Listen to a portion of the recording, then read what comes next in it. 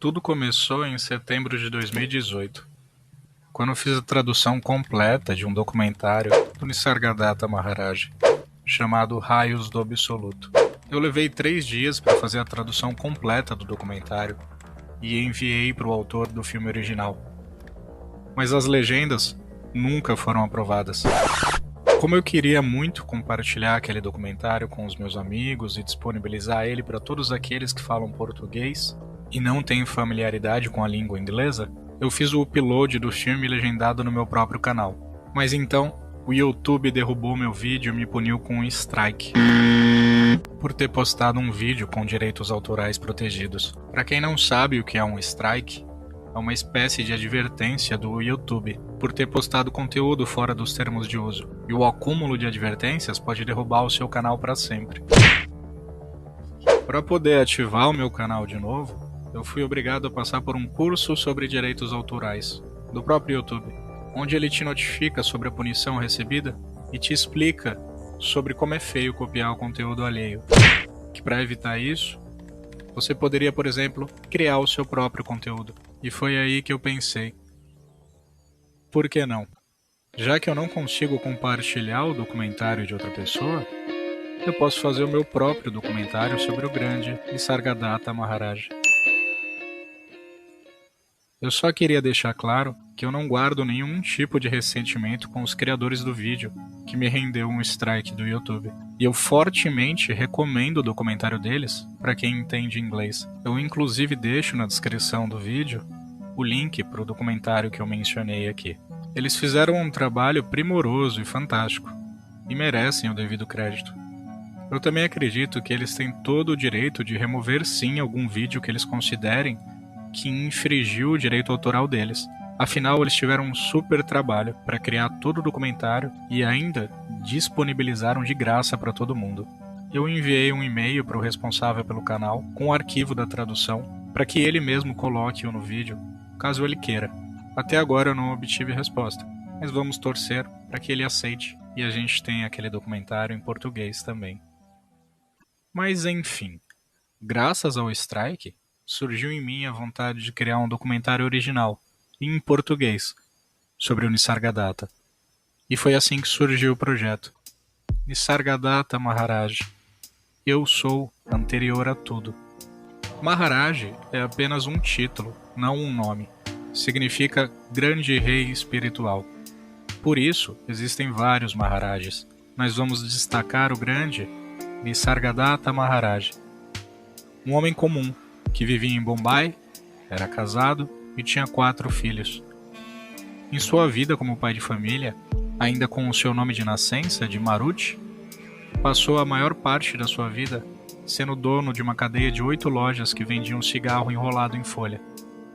Nisargadatta nasceu no dia 17 de abril de 1897 e conheceu seu guru, Siddhara Meshawar Maharaj, em 1933, por persistência de um amigo. Seu guru não introduziu Maruti em sadhanas inacabáveis ou técnicas mirabolantes. Ele foi claro e simples em suas instruções e disse-lhe: "Você não é o que você pensa ser." Com as palavras do próprio Nisargadatta, meu guru ordenou que eu persistisse no pensamento "eu sou" e não desse atenção a mais nada. Eu apenas obedeci. Eu não seguia qualquer técnica particular de respiração, ou meditação, ou estudo das escrituras.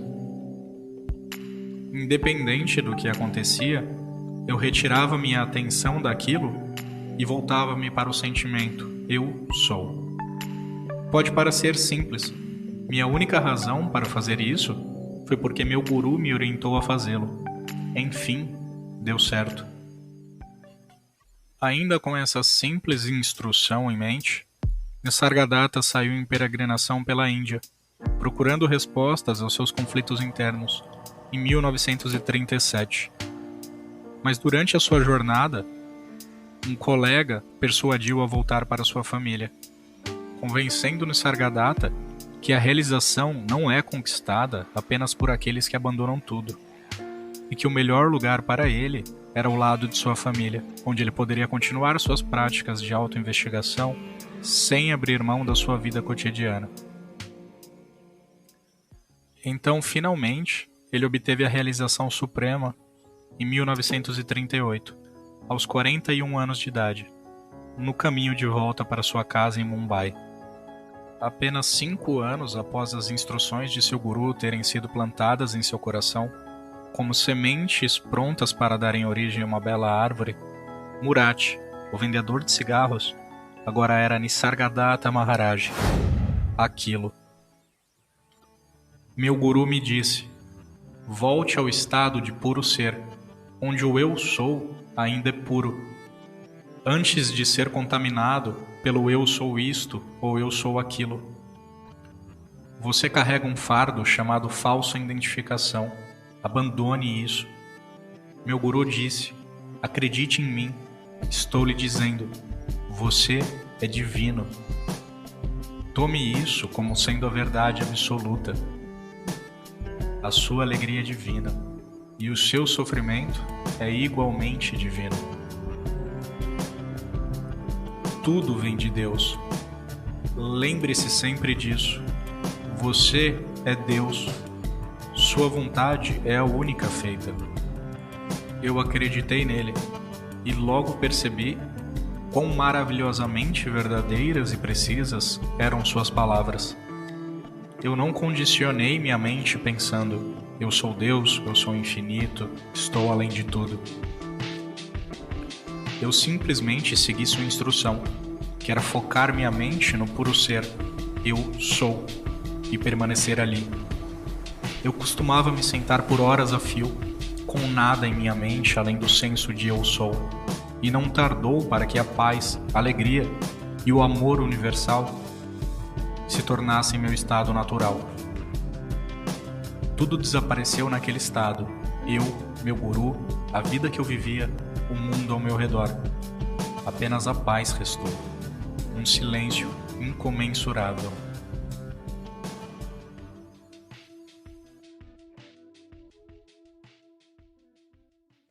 Os ensinamentos de Nisargadatta Maharaj, assim como qualquer outro baseado em Advaita Vedanta, no não-dualismo, podem por muitas vezes serem apresentado e representado por paradoxos que ultrapassam o limite da contradição. É possível, por exemplo, que Nisargadatta recomende que o discípulo siga determinada prática em um momento e em outro afirme que não existe o autor das ações, contradizendo sua instrução pela negação de qualquer tipo de livre-arbítrio.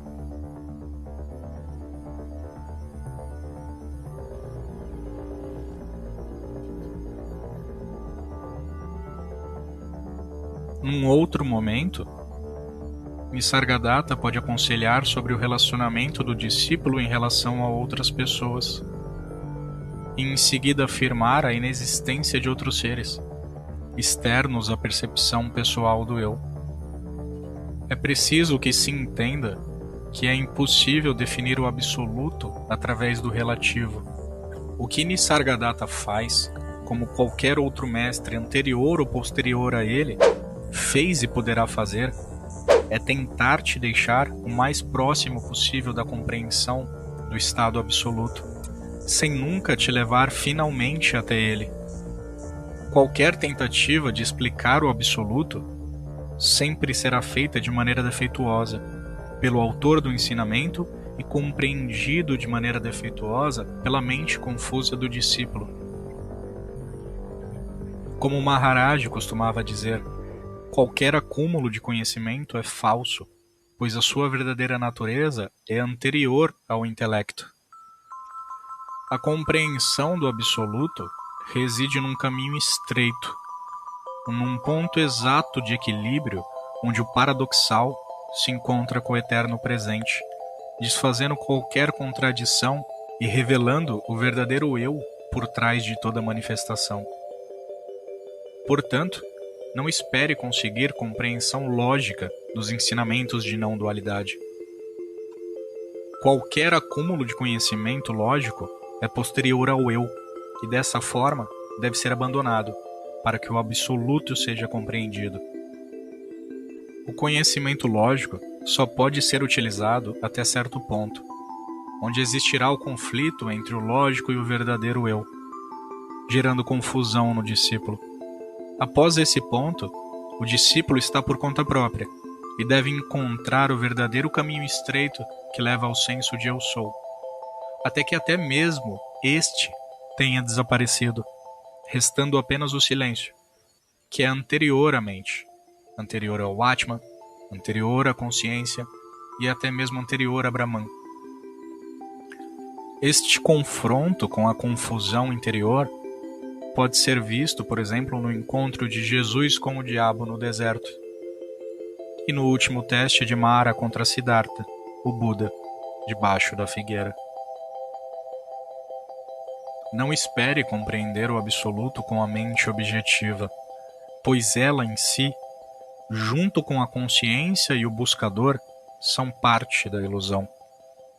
A ilusão não pode conhecer o real, pois este é anterior a ela. Portanto, nenhum ser humano jamais alcançará a iluminação, pois para entender o absoluto, o buscador deve ser deixado para trás. Fique quieto, permaneça em silêncio, não faça nada, e o absoluto se apresentará.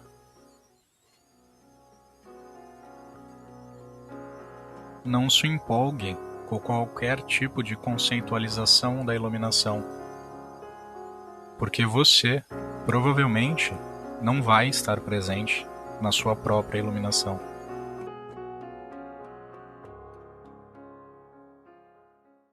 Eu sou aquilo. Foi principalmente por causa de um livro com esse nome que Nisargadatta Maharaj ficou mundialmente conhecido. O livro, originalmente escrito por Maurice Friedman, recebeu o título de I Am That, Eu Sou Aquilo, que foi sugerido pelo próprio Maharaj. O termo Tat, que significa aquilo, é utilizado nos Upanishads para referir-se a Deus, Brahman, a consciência pura ou o absoluto. Pois a utilização de um pronome pessoal, como ele, personificaria o absoluto, que por sua vez é manifesto e sem atributos. É por isso que Nisargadatta afirmava: eu sou aquilo. Aquilo não tem atributos, é impessoal, imanifesto e vazio. Mas ao mesmo tempo é o sustento de tudo que existe, a fonte e a matriz de toda manifestação. Maharaj realizava seus encontros em um pequeno cômodo, construído no andar superior da sua humilde residência em Mumbai. Era um lugar pequeno e simples, mas que reunia incontáveis visitantes ansiosos por respostas às suas dúvidas. Maharaj não exigia nada de ninguém. Deixava claro que respondia às perguntas dos visitantes de maneira espontânea, e para ele, nada estava acontecendo no nível da consciência. Ele apenas via uma pergunta sendo feita e uma resposta sendo proferida. Não existia autor da pergunta nem autor da resposta. Tudo apenas tomava lugar na consciência, de maneira passageira. Muitas vezes, ele era visto como um homem bravo, com um cigarro na boca e que não media suas palavras ao expulsar alguém da reunião, quando sentia que era o necessário a se fazer. Nisargadatta Maharaj era um homem simples, que fumava, gesticulava de maneira exagerada, falava de maneira que muitas vezes parecia agressiva e certamente estava longe da imagem pintada, do guru beatificado, que anda em câmera lenta, tem voz mansa e não exibe características mundanas. Ele era a prova viva de que o absoluto está em todos. Ele não demonstrava o mínimo interesse em perder tempo com questões objetivas, como o corpo, o mundo externo ou convenções sociais. Seu foco sempre foi o absoluto e como alcançá-lo de maneira direta. Todo o resto era jogo de Maya. e um obstáculo para a realização do que realmente importava, a sua verdadeira natureza.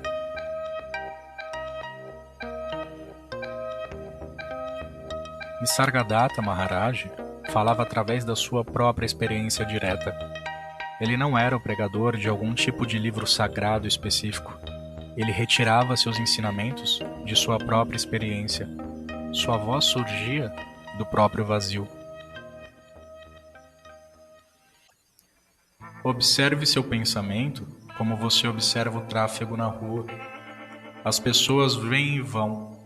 Você registra sem responder. Pode não ser fácil no começo, mas com alguma prática, você descobrirá que a sua mente pode funcionar em muitos níveis ao mesmo tempo e que você pode ser consciente de todos eles. É apenas quando você tem um interesse pessoal em qualquer nível particular que a sua atenção cai na armadilha e você se apaga nos outros níveis. Mesmo então, o trabalho sobre os níveis apagados continua, fora do campo da consciência. Não lute com suas lembranças e pensamentos.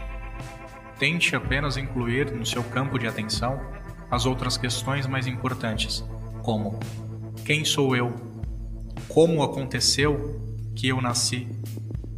De onde vem este universo em torno de mim?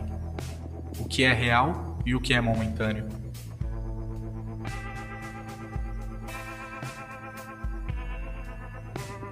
Nenhuma lembrança persistirá se você perder o interesse nela. É a ligação emocional que perpetua a escravidão. Você está sempre buscando prazer, evitando a dor, sempre atrás de felicidade e paz. Você não vê que é a própria busca da felicidade que o faz sentir-se miserável? Tente de outro modo. Indiferente ao sofrimento e ao prazer, nem pedindo nem recusando, dê toda a sua atenção ao nível sobre o qual eu sou está eternamente presente.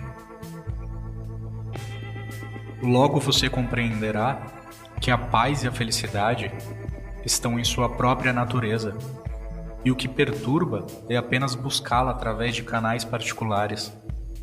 Evite a perturbação. Isto é tudo. Não há necessidade de buscar. Você não buscaria o que você já tem. Você mesmo é Deus, a suprema realidade.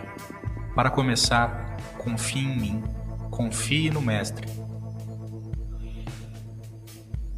Ele o habilita a dar o primeiro passo, e então sua confiança será justificada por sua própria experiência. Em cada passagem da vida, a confiança inicial é essencial. Sem ela, pouco pode ser feito. Toda realização é um ato de fé. Mesmo o seu pão diário, você o come na base da confiança. Recordando o que eu lhe disse, você alcançará tudo. Estou lhe falando novamente. Você é o que tudo permeia. A toda transcendente realidade. Comporte-se de acordo. Pense, sinta e atue em harmonia com o todo. E a experiência real do que eu digo virá a você imediatamente. Não é necessário nenhum esforço. Tenha fé e haja de acordo com isso. Por favor, veja que eu não quero nada de você. É em seu próprio interesse que eu falo, porque acima de tudo, você ama a si mesmo. Você se quer seguro e feliz. Não se envergonhe disso. Não negue. É bom e natural amar a si mesmo. Apenas você deve saber o que ama exatamente. Não é o corpo que você ama, é a vida. Perceber, sentir, pensar, fazer, amar, lutar, criar. O que você ama é essa vida, que é você, que é tudo. Compreenda-a em sua totalidade, além de todas as divisões e limitações. E todos os seus desejos se fundirão nela, pois o maior contém o menor. Portanto, descubra você mesmo, pois ao descobrir aquilo, você encontra tudo. Todos estão contentes em ser, mas poucos conhecem a plenitude disso. Você vem a conhecer por insistir em sua mente sobre eu sou, eu conheço, eu amo, com a vontade de alcançar o significado mais profundo dessas palavras.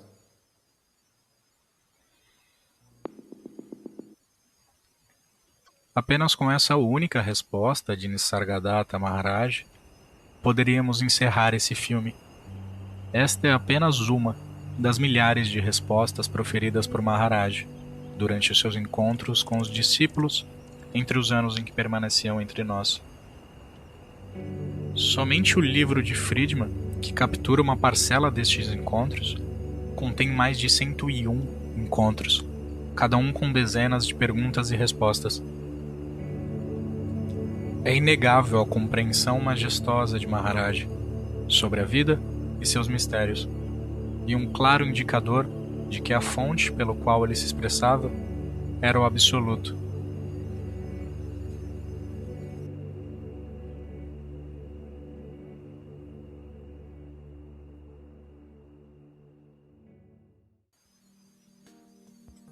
A simplicidade de seus ensinamentos. Nisargadatta Maharaj, diferente de muitos ditos gurus, que fazem o discípulo andar em círculos numa busca infinita, parecendo um burro que carrega a cenoura nas costas, nunca podendo alcançá-la, era simples e direto em seus ensinamentos, deixando claro que ele era apenas um instrutor e a sua presença era mera formalidade. Maharaj era bem claro. Tudo o que você deve fazer é descobrir quem você realmente é. Observar o senso de eu sou e permanecer nele, até que até mesmo o senso de eu sou desapareça no vazio do absoluto. Ele nunca atrelou a iluminação à sua presença, e até mesmo expulsava discípulos que o procuravam com malas nas costas, querendo ficar muito tempo em sua companhia. Ele deixava claro: o Guru está dentro de você. Você não precisa de mim. Ele acolhia todos, os buscadores de respostas sinceros, mas se recusava a jogar o joguinho de discípulo e Guru. Você seria recebido por ele, teria suas respostas respondidas, poderia voltar alguns dias se fosse necessário, mas quando ele achasse que já era o suficiente, pediria que você não voltasse mais, esclarecendo o fato de que você já havia aprendido o necessário e que dali para frente o trabalho era seu e do seu guru interno de terminar a busca. O guru interno, como ele mesmo afirmava, sempre foi o suficiente. Nisargadatta Maharaj era apenas uma forma de expressão do absoluto que está em tudo e em todos. Ele deixava claro que não havia nada de especial nele, que não houvesse em todos os seres do universo.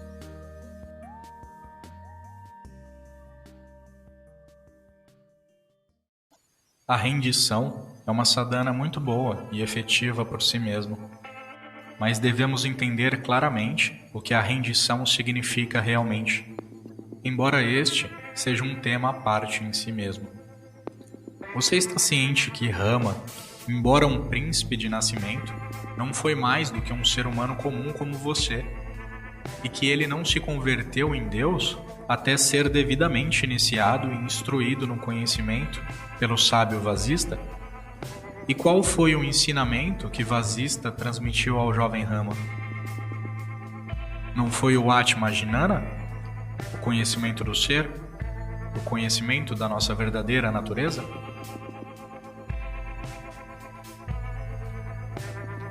Eu sugeriria que você jogasse fora todos os conceitos ilusórios que você reuniu durante todos esses anos. Começasse com seu próprio ser. Pense em torno do seguinte: qual é a minha verdadeira natureza? Qual o capital com o qual nasci e comigo permaneceu, fiel e imutável? desde o momento em que eu tive consciência de que eu existo. Como adquiri esta forma física junto com o prana e a consciência, a qual deu-me o sentido de presença? Quanto tempo isto durará? O que era eu antes que este corpo começasse a existir? E o que será eu depois que esse corpo se desintegrar? Quem foi que realmente nasceu e quem morrerá? Que sou eu? Foi este conhecimento que converteu Rama de ser humano em Deus. A essa altura da conversa, o visitante já havia compreendido que alguma coisa estava faltando em sua sadhana, como havia praticado, sem nunca ter dado importância ao propósito supremo da busca espiritual. Ele abandonou sua postura pretensiosa de ser um iluminado e muito humildemente solicitou a Maharaj a permissão para visitá-lo novamente, durante os poucos dias em que estaria em Bombay. Maharaj amorosamente disse-lhe que a sinceridade e intensidade de seu desejo de visitá-lo era toda a permissão que necessitava.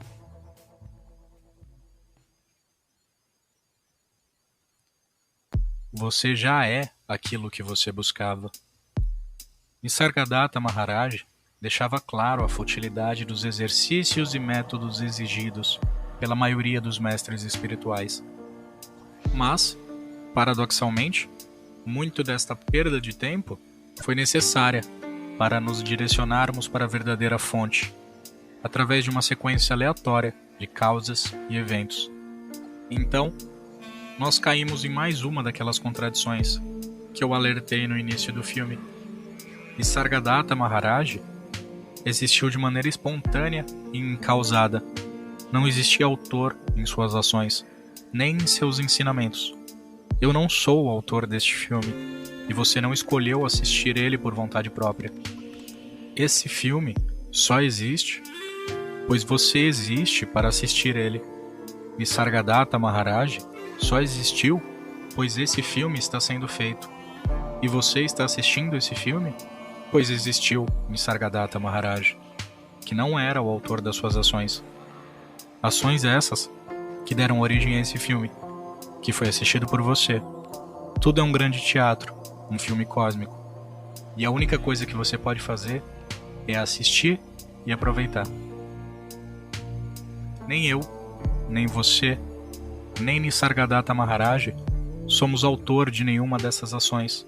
Elas tomaram espaço na consciência e vão se dissolver nela de novo. Mas por algum motivo, você se identificou erroneamente com o seu corpo, suas ações e seu ego. Tudo que Nisargadatta Maharaj sugere que você faça é retornar para a fonte, para a sensação de eu sou, antes dela ser poluída pelo senso de ser individual. Quando esse estado, que é anterior a toda manifestação, é alcançado, percebe-se a natureza incausada e espontânea da existência. O absoluto nada faz. Ele não tem participação em nada, mesmo que ele ainda seja o sustento de tudo que existe.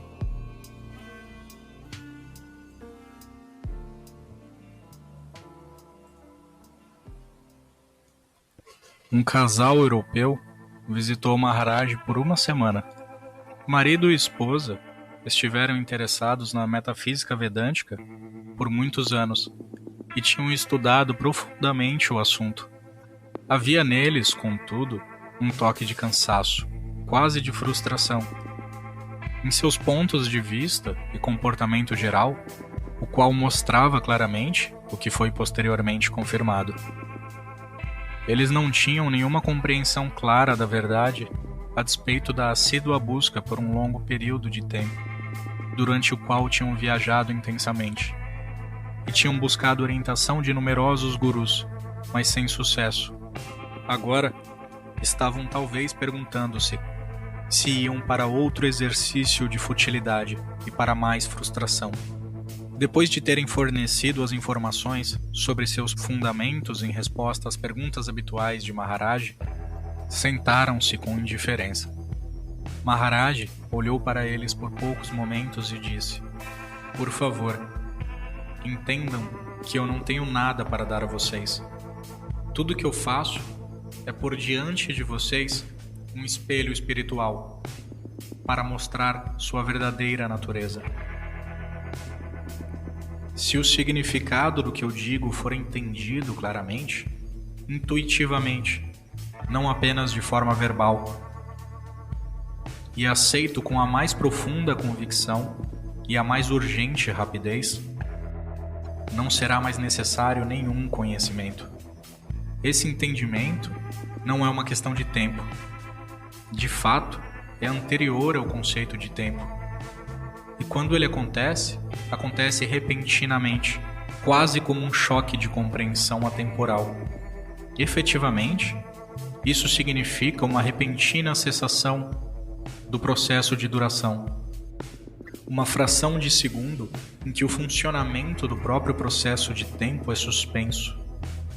Enquanto acontece a integração com o que é anterior à relatividade e a apreensão absoluta ocorre. Uma vez que esta semente de compreensão tenha se enraizado, o processo de libertação relativa da escravidão imaginada pode seguir seu próprio curso, mas a apreensão em si mesma é sempre instantânea.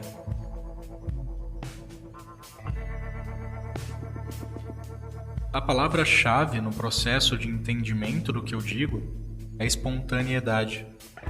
A manifestação de todo o universo é como um sonho cósmico, exatamente como o sonho microcósmico de um indivíduo. Todos os objetos são objetos sonhados. Todos são aparições na consciência, tanto no caso de um sonho surgido espontaneamente, como um sonho pessoal durante o sono, ou como um sonho vivente da vida, no qual todos nós estamos sendo sonhados e vividos. Todos os objetos, todas as aparições, são sonhadas na consciência, pelos seres sensíveis. Os seres sensíveis são, portanto, tanto figuras sonhadas como sonhadores. Não há um sonhador individual como tal. Cada sonho ativo no universo está na consciência, a qual está no interior de um aparato psicossomático particular, o meio através do qual o perceber e o interpretar ocorrem, e o que é confundido como uma entidade individual. No sono profundo não há sonho e, portanto, nenhum universo. É apenas quando você usa a mente dividida que você existe separado dos outros e do mundo.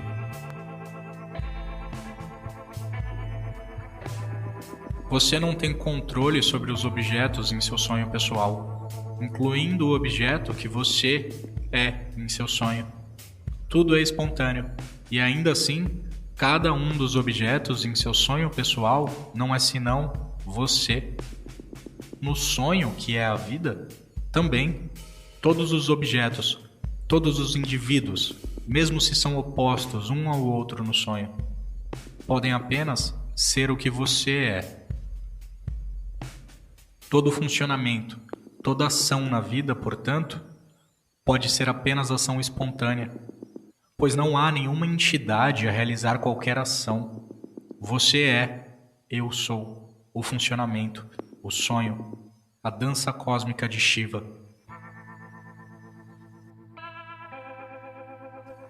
Finalmente, lembre-se que todo sonho de qualquer tipo deve necessariamente ser fenomênico, uma aparição na consciência, ocorrido quando a consciência estiver desperta, que é quando a consciência é consciente de si mesma. Quando a consciência não é consciente de si mesma, não pode haver nenhum sonho, como no sono profundo. Ao chegar nesse ponto, o homem do casal tinha uma dúvida. Sua pergunta era: se todos nós somos figuras sonhadas, sem qualquer escolha independente de decisão e ação, por que deveríamos preocupar-nos com escravidão e libertação? Por que deveríamos vir a Maharaj? Maharaj riu e disse: você parece ter chegado à conclusão correta pelo caminho errado. Se você quer dizer que agora está convencido, além de qualquer sombra de dúvida, que o objeto com o qual você havia se identificado é realmente apenas fenomênico, totalmente destituído de qualquer substância, independência ou autonomia, simplesmente uma aparição sonhada na consciência de outro alguém, que, portanto, para uma simples sombra não pode haver qualquer problema de escravidão ou libertação e que, consequentemente, não há necessidade de forma alguma de vir e ouvir-me, então você está perfeitamente correto. Se for assim, você não está apenas certo, mas já liberado. Mas, se você quer dizer que deve continuar a visitar-me, apenas porque não pode aceitar que é uma mera figura sonhada, sem qualquer independência ou autonomia, então receio que nem mesmo deu o primeiro passo. E, de fato, desde que haja uma entidade buscando a libertação, ela nunca a encontrará. Veja isso de forma simples. Qual é a base de qualquer ação? A necessidade. Você come porque é uma necessidade disto. Seu corpo evacua porque é necessário. Você me visita por causa da necessidade de visitar-me e escutar o que eu digo.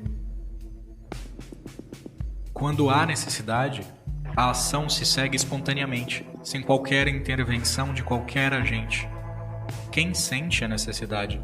A consciência, certamente, sente a necessidade, através da mediação do aparato psicossomático.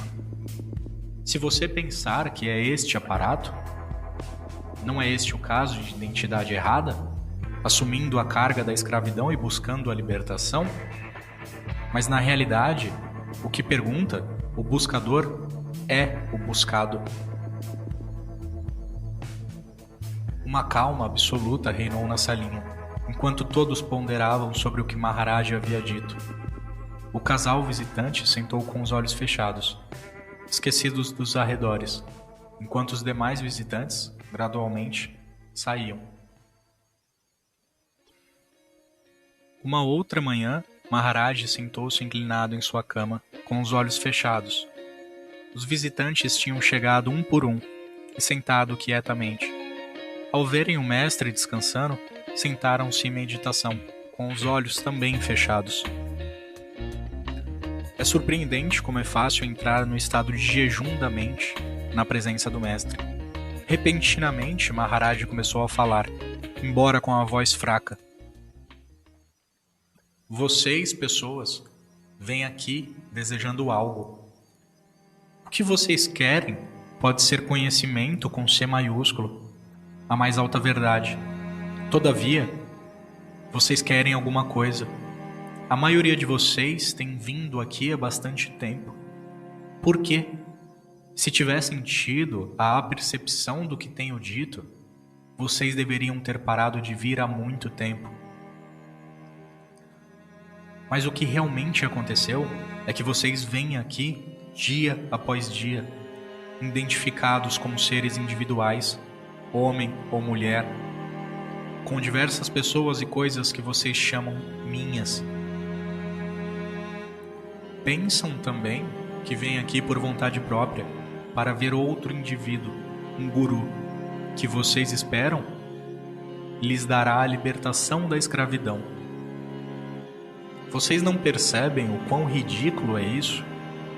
O fato de que vocês venham, dia após dia, mostra apenas que não estão preparados para aceitar minha palavra de que não existe nada semelhante a um indivíduo. Que um indivíduo é apenas uma aparição. Que uma aparição não pode estar sujeita à escravidão e, portanto, não há nenhuma liberação possível para ela. Vocês nem mesmo compreendem que se a base das suas buscas estiver errada, o que poderiam encontrar? De fato, há algo a ser alcançado? Por quem? Por uma aparição? E isso não é tudo. O que eu digo está sendo gravado por algumas pessoas. Outras tomam suas próprias notas. Para qual propósito? Fazer o condicionamento ainda mais poderoso? Vocês não compreendem que nunca houve a questão de quem? Tudo o que aconteceu, se de algum modo aconteceu, foi espontâneo. Nunca houve qualquer lugar para um indivíduo na totalidade da manifestação. Todo o funcionamento está no nível do espaço físico conceitual, Mahadakash, o qual está contido em um fragmento conceitual da consciência. O espaço mental de tempo, percepção e cognição, Shidakash. Essa totalidade do conhecido se funde finalmente na potencialidade infinita que é a temporal e ilimitada realidade, Paramakash. Nessa manifestação conceitual, formas sem número são criadas e destruídas, sendo o absoluto imanente em todas as formas fenomênicas, onde figuram os indivíduos como indivíduos, em parte alguma, e ainda assim, em todo lugar, pois nós somos a manifestação, nós somos o funcionamento, nós somos a vida sendo vivida, somos o que vive no sonho, mas não como indivíduos. A percepção dessa verdade destrói o buscador individual. O buscador torna-se o buscado, e o buscado é a percepção.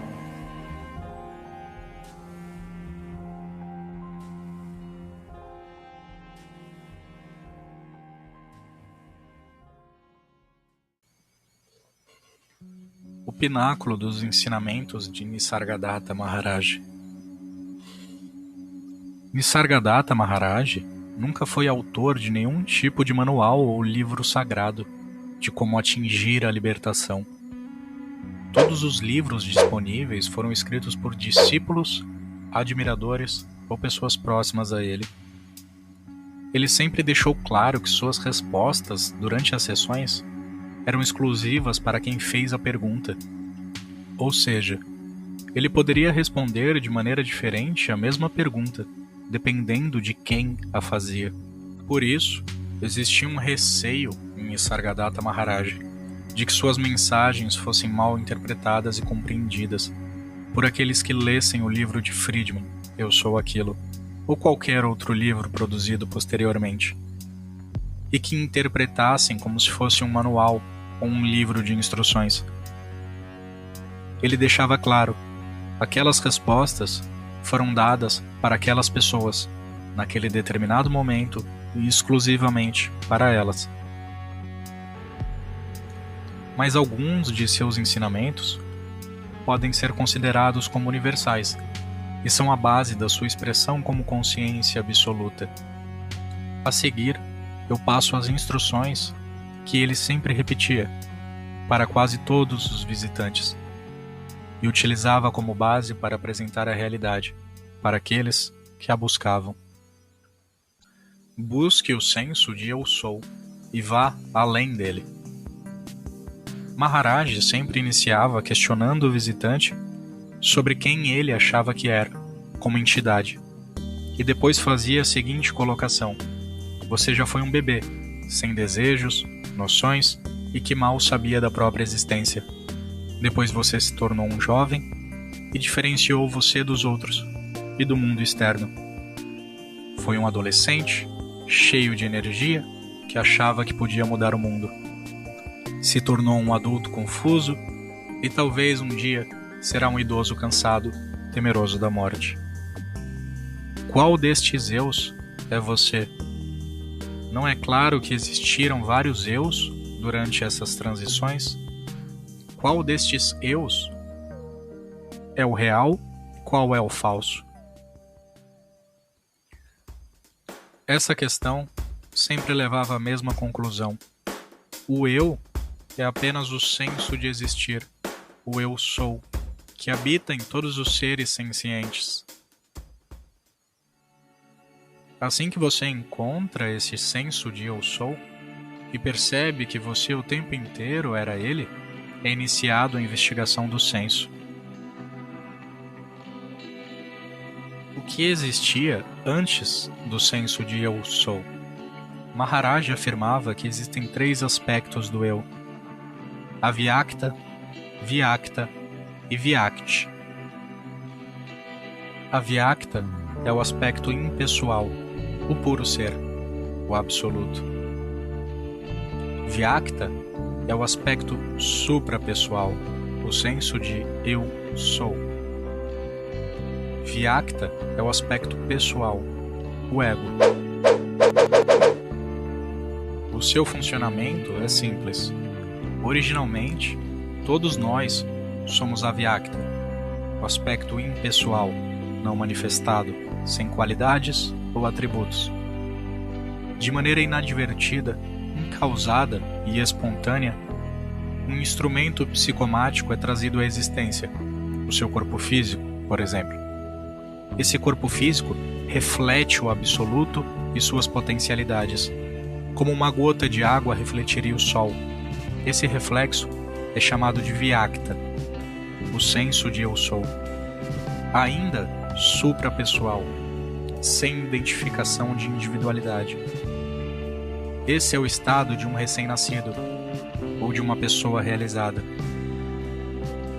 Após um curto espaço de tempo, esse reflexo do absoluto, ao manifestar a mente, que nada mais é do que o movimento do prana nesse corpo físico, que dá origem a uma consciência, cria a dualidade e a identidade, chamada de Vyakti, que é o aspecto pessoal do ser, também conhecido como ego, maya, mente ou ilusão. É impossível para Vyakti compreender o absoluto utilizando sua própria ferramenta, que é a consciência, pois ele é subproduto do absoluto. Qualquer manifestação de inteligência ou acúmulo de conhecimento posterior ao estado de Vyakti apenas leva o buscador para mais longe da sua fonte. É por isso que todo conhecimento, inclusive o conhecedor, devem ser deixados para trás, para que seja possível conhecer o absoluto. Apenas o absoluto é real. Tudo que surgiu após Vyakta é conceitual, inclusive o intelecto. Dessa forma, Nisargadatta Maharaj fazia o caminho de volta à fonte. Volte ao senso de eu sou e abandone qualquer movimento posterior de eu sou isso, aquilo é outra coisa, etc. Permanecendo no senso de eu sou, no aspecto suprapessoal, o sujeito então era capaz de perceber a ilusão da sua personalidade.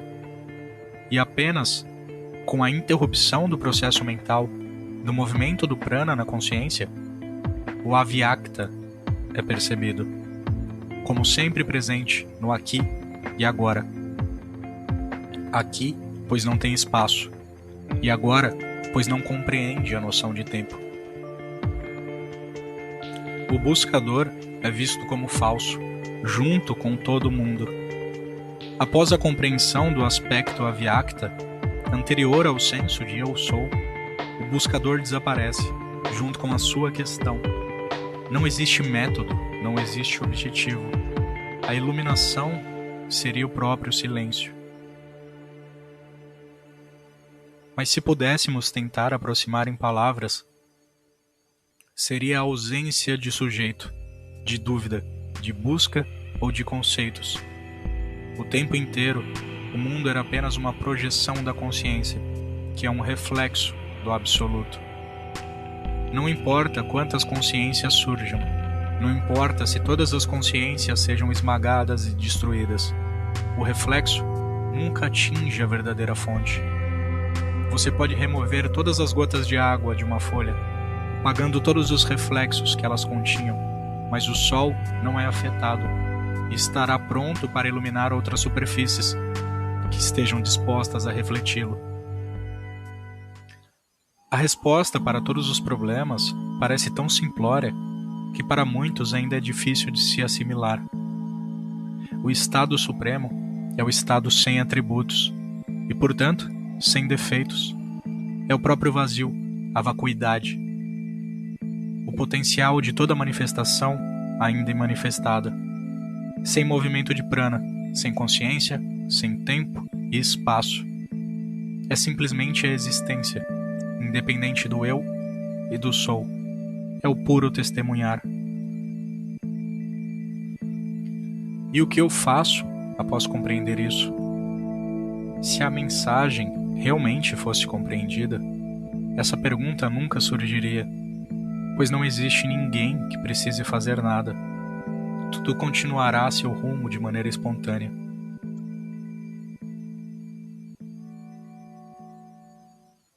Eu sou anterior a tudo. Nisargadatta Maharaj, como ele mesmo afirmava, era anterior a tudo. O senso de net, nem isso, nem aquilo, foi levado a sério por ele. Ele não se percebia como nada que pudesse ser observado, imaginado ou concebido. Qualquer identificação que lhe fosse atribuída, ele afirmaria ser anterior àquilo. Ele era anterior ao corpo, anterior ao Atma, anterior à consciência, anterior ao senso de eu sou, e até mesmo anterior a Brahman. Pois para que tudo isso exista, é necessário que exista a presença que observa todos esses, e essa presença é o absoluto, aquilo que não tem nome ou forma, e é anterior a tudo. É por isso que fica claro o desprezo de Maharaj pelas perguntas objetivas. Se não há autor das ações, e nós somos o absoluto, o vazio, o silêncio, qual o sentido em julgar convenções sociais, certo e errado, falar sobre guerra ou morte? Ele julgava esse tipo de discussões como discutir sobre o filho de uma mulher estéril. A única questão válida sempre será: quem sou eu? Não raramente, visitantes questionavam Nisargadatta Maharaj sobre o que ele pensava sobre guerras, morte, violência, ou métodos e planos para salvar o mundo dessas calamidades. E Maharaj era categórico ao demonstrar sua total falta de interesse nesses assuntos, solicitando que a pessoa tratasse de descobrir quem ela é, para depois se preocupar com o mundo. Nisargadatta sabia o que estava fazendo, pois ao aconselhar o visitante ou discípulo a buscar sua verdadeira natureza, ele sabia que se esse conseguisse cumprir a tarefa, veria que sua dúvida era infundada desde o princípio, pois não existe um mundo para ser ajudado, e as convenções sociais perdem qualquer valor ao percebermos a inexistência do autor das ações. Portanto, o rosto e a imagem de Nisargadatta Maharaj são apenas subjetivos, pontos de apoio. Ele dizia aos seus discípulos: não façam pujas para mim, que são rituais religiosos devocionais. Me esqueçam meus ensinamentos. Com isso, ele estava afirmando o seu próprio ensinamento. Quem vos falava era o absoluto, o próprio vazio. Nisargadatta Maharaj era apenas o veículo pelo qual a consciência se manifestava. Se o indivíduo não existe, o que existe? Existem pensamentos, emoções e percepções, mas não há nada pessoal neles. O eu é uma convenção nas relações humanas. Existe como um conceito, mas não tem realidade. Aceite a vida, deixe-a acontecer. Você não é sua vida, apenas um observador sentado na audiência observando o seu ator no palco. O ator pode interpretar um herói, um marido ou alguém que sofre, mas sabe que está atuando. Não está identificado com o papel, e é a mesma coisa em sua vida. Então não há nada a fazer? Nada a fazer. Quando você olha com profundidade, você verá que a maioria do fazer é reação. Apenas a pura observação imotivada é vazia de reações, pois não há ninguém para reagir. Então, toda ação é espontânea, momento a momento.